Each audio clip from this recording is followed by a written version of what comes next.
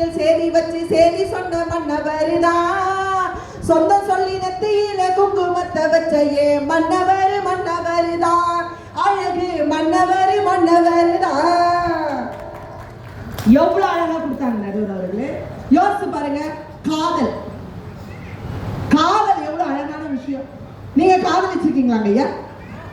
என்னம்மா கேட்கிற கேள்வி பூரா சிக்கலான கேள்வியாவே இருக்கு. காதல் பண்ணாதவன் மனுஷனே கிடையாதுமா. பண்ணிருக்கேம்மா. ஏமா ஐயா? அதுதான் அழகான விஷயம் நடுவர்களே. காதல் இல்லைன்னா அங்க ஒண்ணுமே கிடையாதுங்க.